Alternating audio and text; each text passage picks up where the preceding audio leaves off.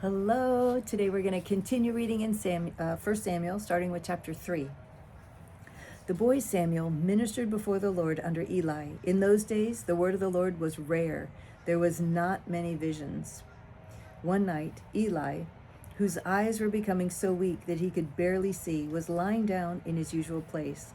The lamp of God had not yet gone out, and Samuel was lying down in the temple of the Lord, where the ark of God was. Then the Lord called Samuel. Samuel answered, "Here I am." And he ran to Eli and said, "Here I am, you called me." But Eli said, "I did not call. Go back and lie down." So he went and lay down. Again the Lord called, "Samuel." And Samuel got up and went to Eli and said, "Here I am, you called me." "My son," Eli said, "I did not call. Go back and lie down."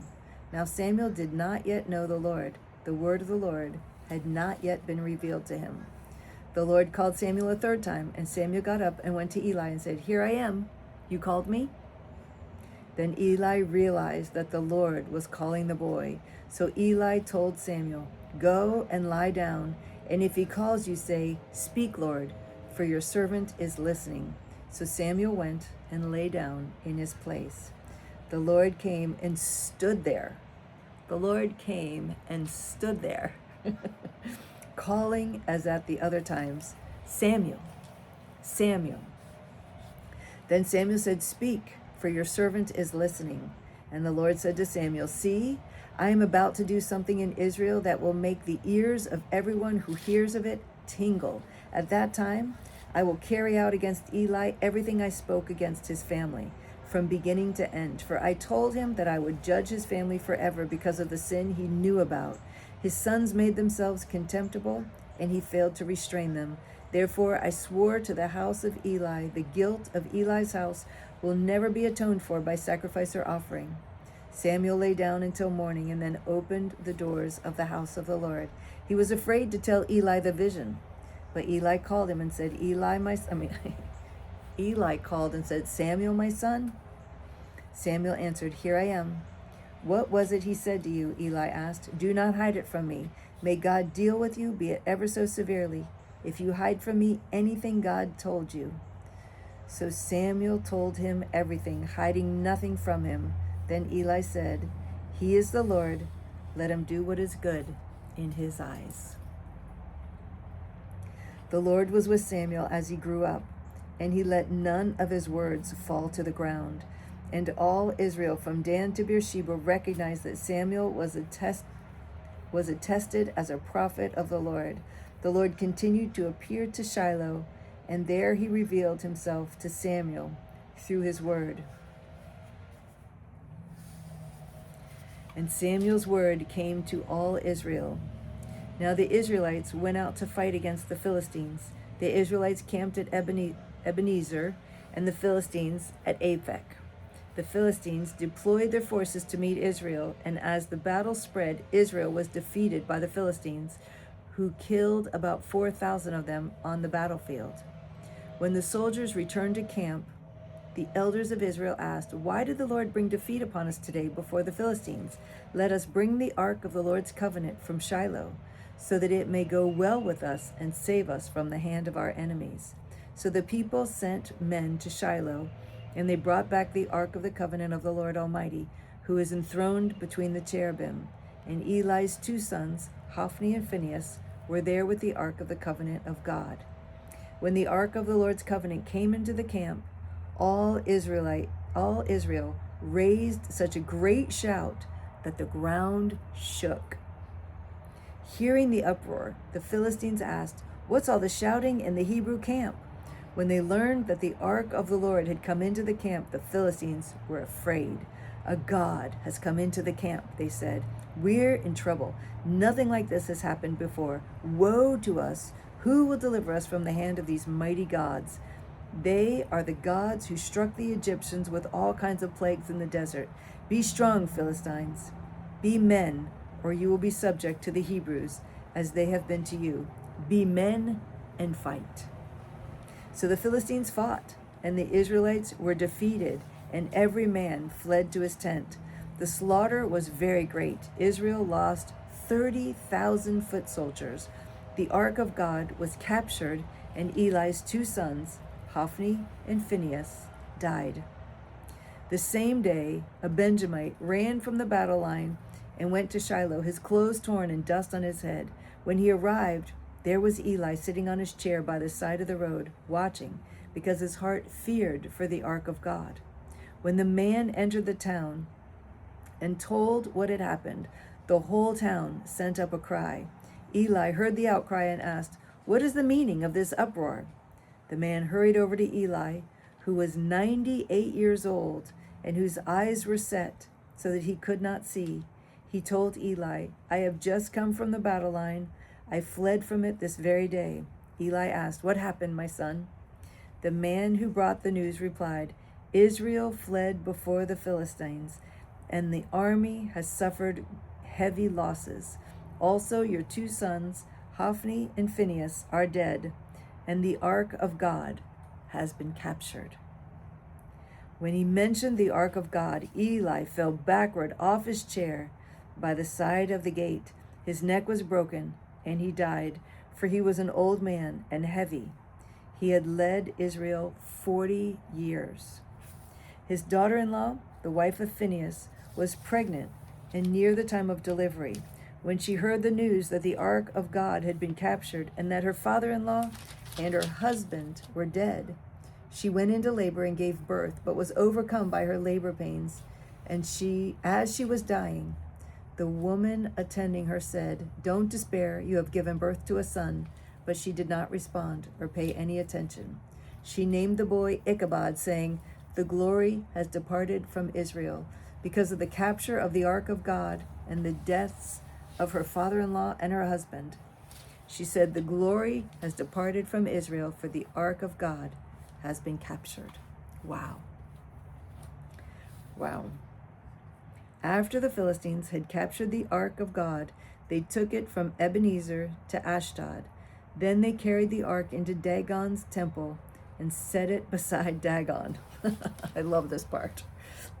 When the people of Ashdod rose early the next day, there was Dagon, fallen on his face on the ground before the ark of the Lord. They took Dagon, put him back in his place, but the following morning when they rose, there was Dagon, fallen on his face on the ground before the ark of the Lord. His head and hands had been broken off and were lying on the threshold. Only his body remained.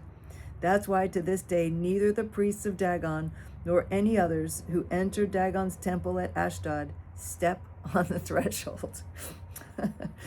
The Lord's hand was heavy upon the people of Ashdod and its vicinity. He brought devastation upon them and afflicted them with tumors. When the men of Ashdod saw what was happening, they said, the ark of the God of Israel must not stay here with us, because his hand is heavy upon us and upon Dagon, our God. It's good that they realized that. That was wisdom, that they even recognized that that was because of the ark of God.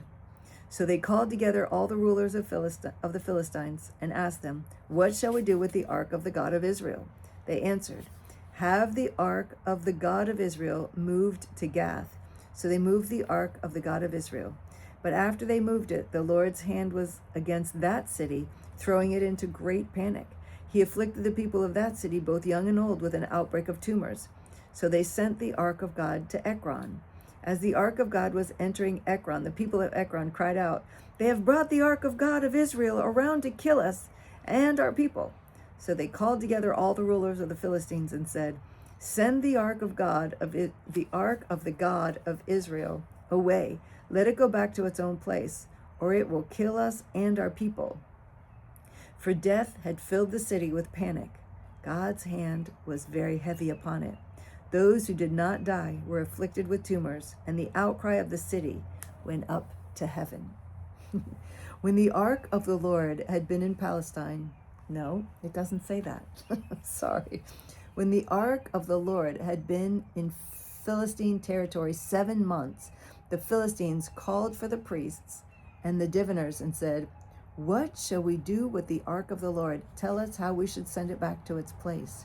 They answered, "If you return the ark of the God of Israel, do not send it away empty, but by all means send a guilt offering to them. Then you will be healed, and you will know why his hand has not been lifted from you." The Philistines asked, "What guilt offering should we send to them?" They replied, 5 gold tumors and 5 gold rats, according to the number of the Philistine rulers, because the same plague has struck both you and your rulers. Make models of the tumors and of the rats that are destroying the country, and pay honor to Israel's God. Perhaps he will lift his hand from you and your gods and your land. Why do you harden your hearts as the Egyptians and Pharaoh did? When he treated them harshly, did he not send the Israelites out so they could go on their way? Now then, get a new cart ready with 2 cows that have calved and have never been yoked. Hitch the cows to the cart, but take their calves away and pen them up. Take the ark of the Lord and put it on the cart, and in a chest beside it put the gold objects you are sending back to him as a guilt offering. Send it on its way. But keep watching it. If it goes to its own territory toward Beth Shemesh, then the Lord has brought this great disaster on us. But if it does not, then we will know that it was not his hand that struck us, and that it happened to us by chance. So they did this. They took 2 such cows and hitched them to the cart and penned up their calves. They placed the ark of the Lord on the cart, and along with the chest containing the gold rats and the models of the tumors. Then the cows went straight up toward Beth Shemesh, keeping on the road and lowing all the way. They did not turn to the right or to the left. The rulers of the Philistines watched them as far as the border of Beth Shemesh. Now the people of Beth Shemesh were harvesting their wheat in the valley. And when they looked up and saw the ark, they rejoiced at the sight. The cart came to the field of Joshua of Beth Shemesh, and there it stopped beside a large rock. The people chopped up the wood of the cart and sacrificed the cows as a burnt offering to the Lord. The Levites took down the ark of the Lord together with the chest containing the gold objects and placed them on a large rock. On that day, the people of Beth Shemesh offered burnt offerings and made sacrifices to the Lord. The 5 rulers of the Philistines saw all this and then returned that same day to Ekron. These are the gold tumors the Philistines sent as a guilt offering to the Lord, 1 each for Ashdod, Gaza, Ashkelon, Gath, and Ekron. And the number of the gold rats was according to the number of the Philistine towns belonging to the 5 rulers, the fortified towns with their country villages. The large rock on which they set the ark of the Lord is a witness to this day in the field of Joshua of Beth Shemesh. But God struck down some of the men of Beth Shemesh, putting 70 of them to death because they had looked into the ark of the Lord. The people mourned because of the heavy blow the Lord had dealt them. And the men of Beth Shemesh asked, "Who can stand in the presence of the Lord, this holy God? To whom will the ark go up from here?" Then they sent messengers to the people of Kiriath Jearim, saying, "The Philistines have returned the ark of the Lord. Come down and take it up to your place." So the men of Kiriath Jearim came and took up the ark of the Lord. They took it to Abinadab's house on the hill and consecrated Eleazar, his son, to guard the ark of the Lord. It was a long time, 20 years in all, that the ark remained at Kiriath Jearim, and all the people of Israel mourned and sought after the Lord. And Samuel said to the whole house of Israel, "If you are returning to the Lord with all your hearts, then rid yourselves of the foreign gods and the Ashtoreths, and commit yourself to the Lord and serve him only, and he will deliver you out of the hand of the Philistines." So the Israelites put away their Baals and Ashtoreths and served the Lord only. Then Samuel said, "Assemble all Israel at Mizpah, and I will intercede with the Lord for you." When they had assembled at Mizpah, they drew water and poured it out before the Lord. On that day they fasted, and there they confessed, "We have sinned against the Lord." And Samuel was leader of Israel at Mizpah. When the Philistines heard that Israel had assembled at Mizpah, the rulers of the Philistines came up to attack them. And when the Israelites heard of it, they were afraid because of the Philistines. They said to Samuel, "Do not stop crying out to the Lord our God for us, that he may rescue us from the hand of the Philistines." Then Samuel took a suckling lamb and offered it up as a whole burnt offering to the Lord. He cried out to the Lord on Israel's behalf, and the Lord answered him. While Samuel was sacrificing the burnt offering, the Philistines drew near to engage Israel in battle. But that day the Lord thundered with loud thunder against the Philistines and threw them into such panic that they were routed before the Israelites. The men of Israel rushed out of Mizpah and pursued the Philistines, slaughtering them along the way to a point below Beth-kar. Then Samuel took a stone and set it up between Mizpah and Shen. He named it Ebenezer, saying, "Thus far has the Lord helped us." So the Philistines were subdued and did not invade Israel territory again. Throughout Samuel's lifetime, the hand of the Lord was against the Philistines. The towns from Ekron to Gath that the Philistines had captured from Israel were restored to her, and Israel delivered the neighboring territory from the power of the Philistines, and there was peace between Israel and the Amorites. Samuel continued as judge over Israel all the days of his life. From year to year, he went on a circuit from Bethel to Gilgal to Mizpah, judging Israel in all these places.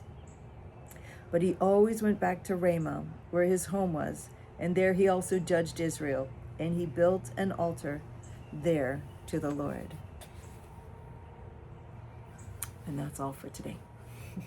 Tomorrow we'll pick up in 1 Samuel chapter 8, when Israel asks for a king. Such a sad time in history, but I'm so grateful that somebody wrote it down for us so that we have it and we know. So thank you for joining me. It's always a pleasure to read with you. I love you so much. I look forward to reading with you again tomorrow. Bye.